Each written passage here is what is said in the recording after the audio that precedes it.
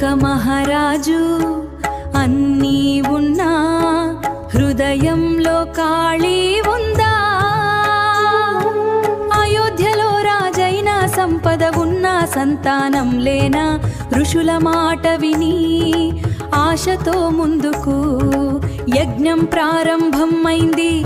అగ్నిలో జ్వాలలు ఎగసి దైవ కృపతో అద్భుతం మొదలైంది.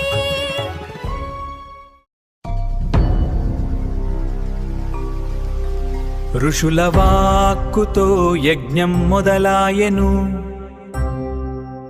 ఆ దివ్య జ్వాలల నుండి అద్భుతం జరిగెను. ఒక తేజోమూర్తి పాయస పాత్రతో ప్రత్యక్షమాయెను.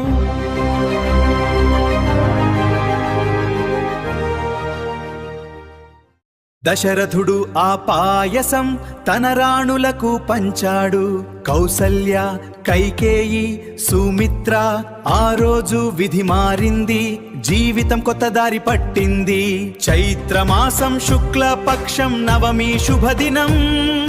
పునర్వసు నక్షత్రంలో దివ్య క్షణం వచ్చింది. లోకం మొత్తం వెలిగింది.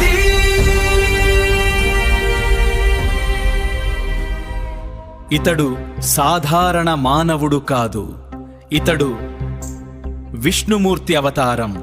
అధర్మాన్ని నాశనచుటకై అవతరించినవాడు. రావణుని సంహరించుటకై దిగివచ్చినవాడు. సత్యమే ఆయుధం, ధర్మమే మార్గం. నిష్ఠతో నడిచిన దివ్య జీవితం లోకానికి మార్గదర్శనం.